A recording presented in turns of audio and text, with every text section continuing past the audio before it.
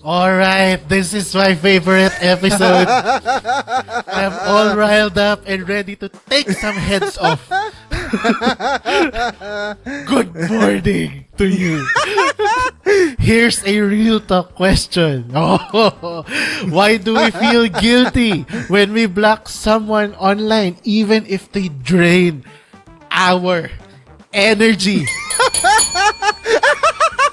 There's a bell. Oh my god. You're gonna introduce yourself? Oh, I'm Stephen, by the way. And I'm Miguel. Today, we're unpacking the stigma around blocking people. Friends, or I should say ex-friends, ex-acquaintances, and even family.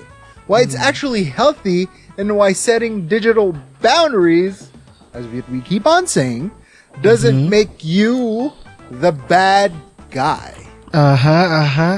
So get riled up for this wild morning because this is GM2U.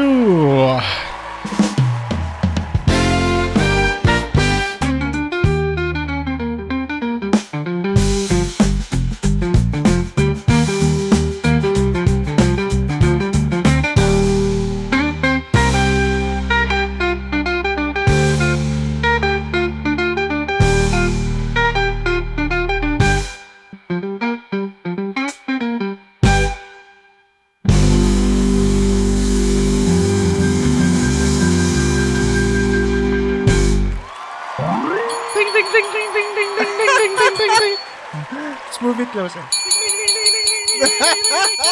Welcome to GM2U. Get ready to rumble because we're gonna be talking about the art of doing the block. Let's get ready to rumble!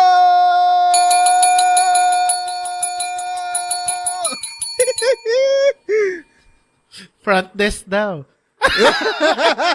Oh, trauma.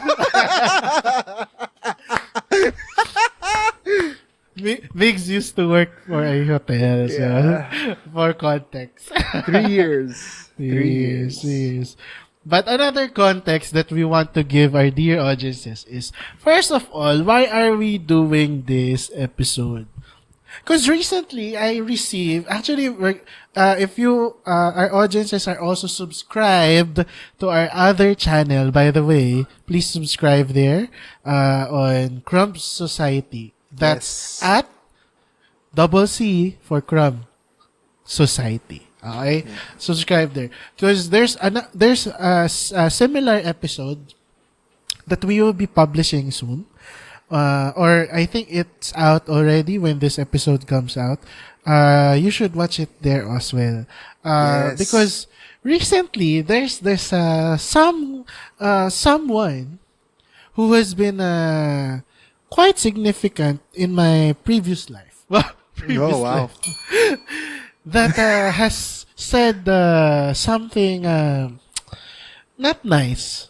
And this person told our common friend that this common friend of ours should tell me that blocking people is disrespectful and it's like throwing away important people in your life. When I heard that comment, very serious this episode, huh? Now, when I heard that comment, I told our common friend, in Filipino, I said, ano bang pake nung taong yun? Why does that person even care about how I use my social media? He doesn't own my social media. So, how dare him to tell or talk about me, talk about me, about why I am blocking people? That's so unprofessional. When in fact, the people that I blocked were the ones who hurt me, who drained me, who exhausted me. Exactly. So that's why it's in bold letters, it's said on our script right now. First of all, let's emphasize this. That's why the bell is here. You will see our bell only on Crumb Society because we are expounding details there. But Right now, it will debut also on CrumbPod because this is very important to say, okay? You Fair. don't have power over someone's social media decisions. So just shut up and mind your own business. Yeah, mind your own business because you don't know your business might be crashing down already because of your attitude, Mr. Former Boss. Shots fired. Yeah. But that's why we want to focus on the art of social media blocking. And why isn't it a mainstream thing or a normal thing to do in Filipinos' lives? Like, it's not only in my life. I think Miguel has also some I have a bunch stories of people. about people who are telling him, "Oh, why did you block me? Why is this a big issue?" Right? So let's jump into our dissecting portion of our program. Why blocking feels taboo in Filipino culture? Again, for the past, how many episodes have we shot this month? I think like we shot like at least 10. In almost all of those episodes, we have said these three keywords. Right. Hiya or shyness. I don't know Yeah. if this is the correct translation into English. Pakikisama or camaraderie or being one with your community. Those two words always take part in our previous episodes. Right. So why are those two words very revered in Filipino culture? It's because Filipinos are naturally... No, they're not shy. We're not saying Filipinos are naturally don't have a say in their lives, but rather they want harmony instead of war. Filipinos So are mostly pacifists. Yeah. Yeah, They don't they really like they don't like violence. confrontations. Yeah. Yeah. And that's why blocking feels taboo in Filipino culture. Because if you try to block like your relative or like your tito or your tita, expect in your next family dinner, they will approach you and say, "Why did you block me?" No, I don't really think it's shyness. I think it's shame. The Filipinos, I've had this conversation with one of my managers when I used to work at the hotel that I used to work at. And he told me that he used to date Filipina. And we were talking about it and we agreed that it's a toxic trait from Filipinos. It's the shame tripping. You know how there is like guilt tripping? Yeah. Filipinos do shame tripping. They shame you. If you get what I mean. Like they shame you, like you do something and they're like, "Oh, shame on you." You know? You made a mistake, shame on you. It's immediate. Like, "Oh, because you did that." You know? It's because you did this. Let's say you said something to a friend that's you know, that kind of offended them. They immediately jump into shaming. Like, shame on you for saying that. You know? But yes, there should be some shame, but you know, like, just because we don't agree on the same thing doesn't mean that you have to shame them immediately. Or maybe think that's what was told to you was the truth. Exactly. and you can't accept the truth. So Exactly. you end up shaming others. So, Exactly. yeah. So, yeah, Actually, you know the Filipino trait of walking while your back is bended? Because two people are talking. For example, let's put it in this perspective. You are at the office, and then two of your co-workers are blocking the way to your desk. So there's no other way to your desk but that tiny hallway. Right. So what would Filipinos do instead of just walking straight and just saying, "Excuse me," Right. in the middle of two talking people? What they will do is they will bend their backs like this, and then they will Oh, I can do this. They will do this with their hand as if they are separating the Red Sea. Right. Yeah. And then say, excuse me po, Right. sorry. They will say excessive sorries and excuse me. Right. When in fact, the two persons blocking the way, talking at the at the hallway, should be the ones who are shamed because they are blocking the right of way of people. So we got that from, that trait is brought to you by the Spaniards. We conquered the Philippines for 300 plus years. And just to say this is not modern day Spaniards, not people from Spain in the modern day. Yeah. Not modern day. Just to make it clear, just a Not disclaimer. modern day. It's history. Yeah, it's like Ferdinand Magellan and all those guys. Right. We're The not old talking about ones. modern day. Let's not get canceled here. Yeah. We love modern day Spain. We love Yes. Spanish sardines. Does that come from? What? Or Spanish bread? Oh my god. No. Basta, we love modern day Spain. Don't get us wrong. But Yes. we are talking about the Spaniards who were the old ones who conquered the Philippines. Just to give a background, why are Filipinos full of shame? Yeah. With something. Why are we like this? Yeah. Because sadly, the ano ba yung modern day, di ba? Anong opposite? Historical. Yeah, I guess. The historical Spaniards, the Spaniards who conquered the Philippines back in the day, treated Filipinos as if they were slaves, or rather, they withheld knowledge in the in Filipinos. So that's why the Filipinos were withheld education. They were not given formal training. Actually, I mentioned in one of our episodes, I'm back in school. So one of the history lessons that were told there was we weren't given formal teachers. We were conquered for 300 years.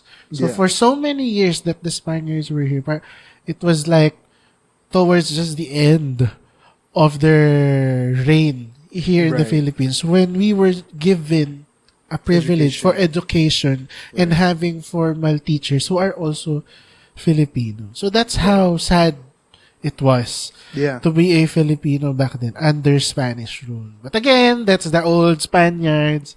The modern day Spain, we love it. Barcelona, everything, Madrid, and Spanish sardines. Oh my god. Moving on. Moving Let's on. move on. Okay, go ahead. That's a tiny history lesson, just so Right. our audiences would understand why are Filipinos seeing it as a taboo Right. to block someone. Before we got into the whole history lesson, we were going to be talking about the difference between muting, unfollowing, and blocking.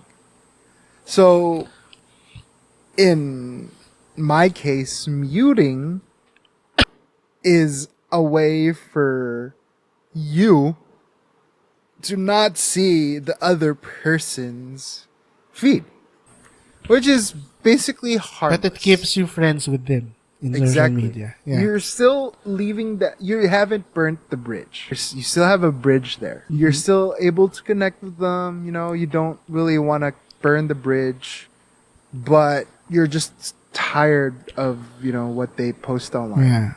Yeah. So you mute them, which is totally fair. Again, boundaries. If their post is affecting your mental health, Yeah. mute them. Yeah. But it doesn't necessarily mean that you hate the person. Mm. I mean, I'm sure that I've been muted by a whole lot of different people because I am a very sad boy. Okay. I'm a very sad boy, especially on social media. So I'm pretty sure a lot of people have muted me. I don't really care. Yeah. Next up, we have unfollowing. I would say burning the bridge already, but not completely. Yeah. Because you're still friends with Exactly. the person. But Yeah. this actually hides them more Yes. on your feed. Exactly. It allows you to completely not see them on your social media feed.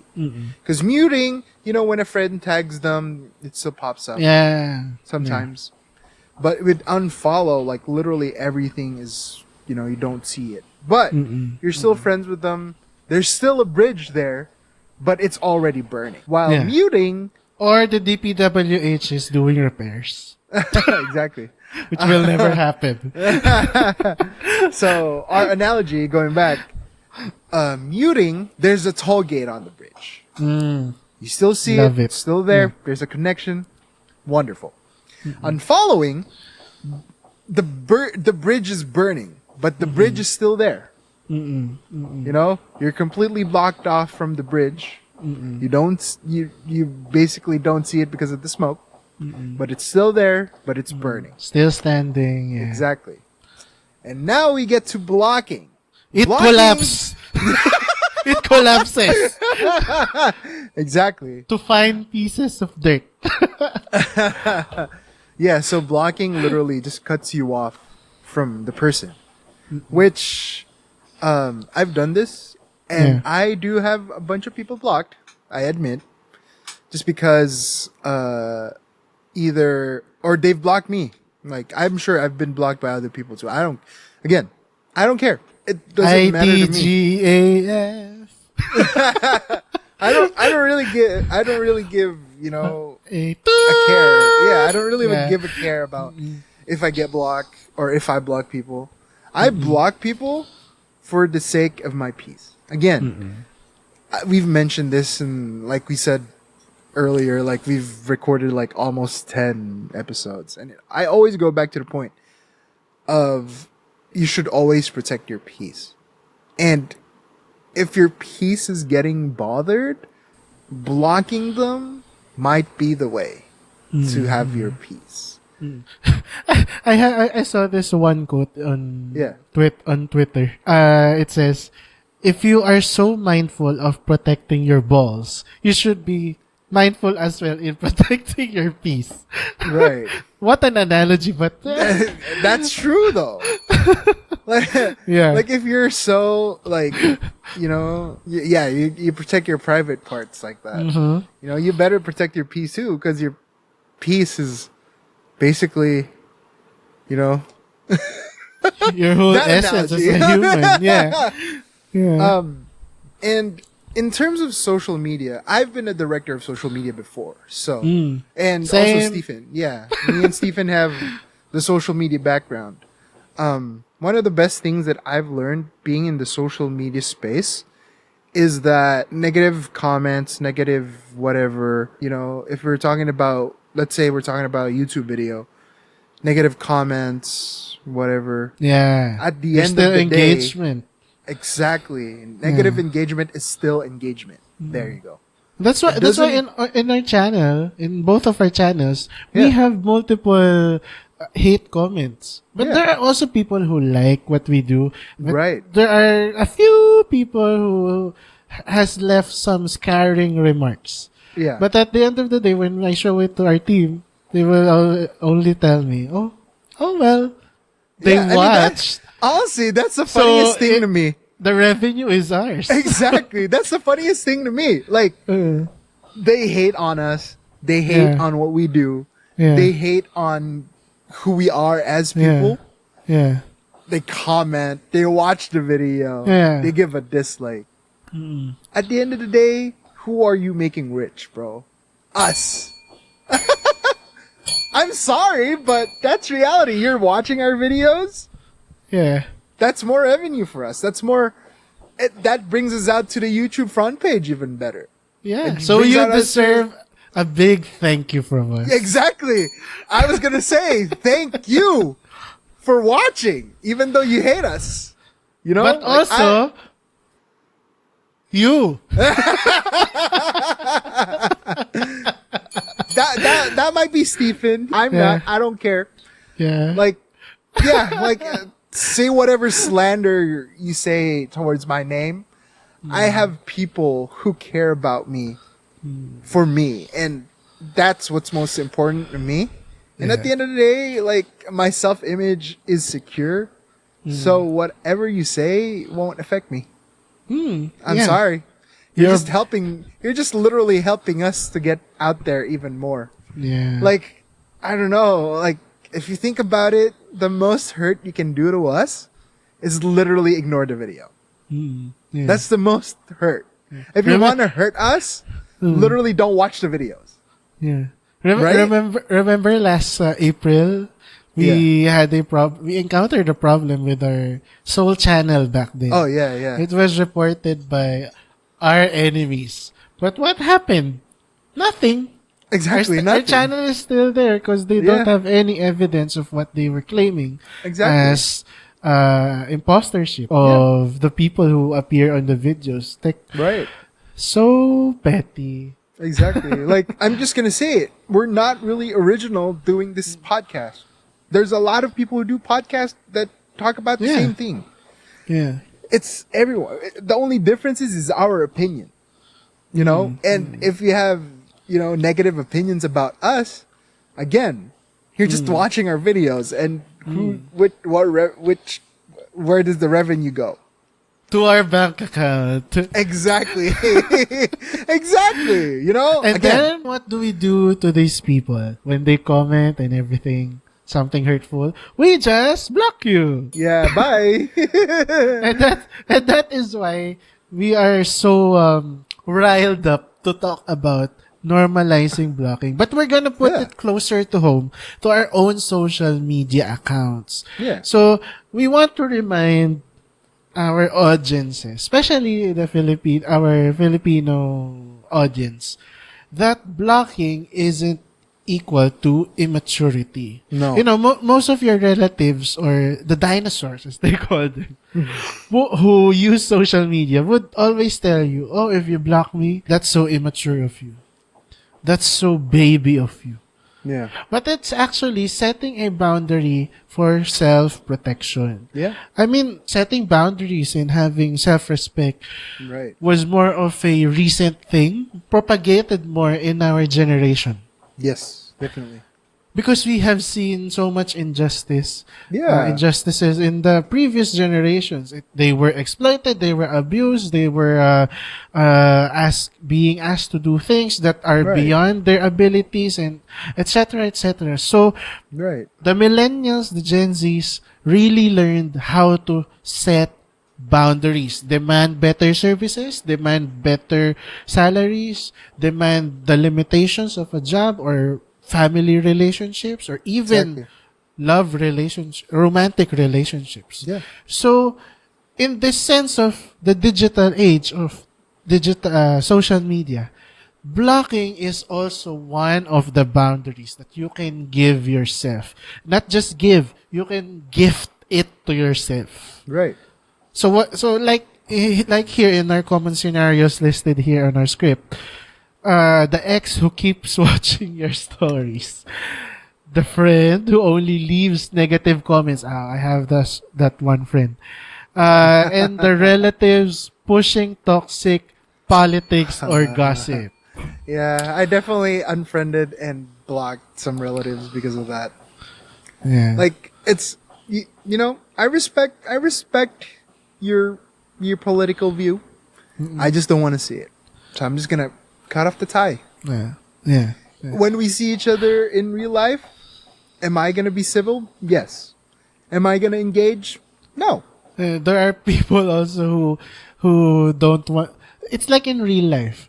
When you ask people, oh, let's not talk about politics because we have different views, they will be offended. They would take offense with what you said. Yeah. Yeah, just because I don't want to talk about politics, I'm preserving our relationship as friends, Right, exactly. as family members. Don't be offended when I tell you I don't want to talk about politics. Right. Because what will happen is, if we talk about politics or any gossip or whatever that is not aligned with my beliefs and principles, we will just clash. Yeah. So it's better to talk something that is of common interest. Exactly. So that is blocking in real life. But in social media, it's I don't I don't really understand why it's a big deal. Yeah. Like I don't know in the US, but here in the Philippines, if a celebrity blocks another celebrity, surely it's headline on the prime time news. Exactly. It's crazy. Like what? Bruh, Why is this news? doesn't matter. That's why it's important to keep a healthy mindset Exactly. when you are with people. And besides, the block button is a tool. Yes. It's not an insult. Oh, I love that. The block, again, we will repeat it. The block button is a tool. Yes. It's not an insult toward you. It didn't say F you when we blocked you. So, Right. so why do you get insulted when you are blocked? Maybe because people feel that they are less important when they are blocked, or that someone just threw their relationship out of the window Right. that easily. Which makes you question about that person's values, that person's beliefs. Mm-hmm. You know, why are they so affected by being blocked?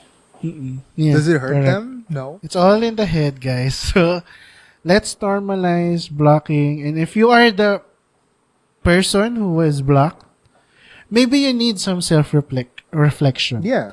Don't get insulted or riled up But think about it. instantaneously.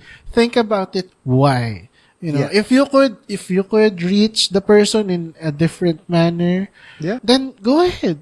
Email Right. them, text them, ask them what have you done wrong, and then just listen. Don't be defensive first, Yes. because Listen. that's the other mistake of people who are blocked. When the people who are blocked try to reach out and they ask, "Why did you block me?" and then the other person gives their story, they get riled up and react violently. They become defensive. They Yeah. become defensive. Then that doesn't add, that really doesn't help your case. Yeah, it doesn't have your case. So again, the block button is a tool and not an insult. And for us too, it's time to have lunch, and for him to have dinner. Yes. So anyway, that's it for our episode again. I'm Steven. And I'm Miguel, and we'll see you again next time. Bye. Again, my social media, my rules.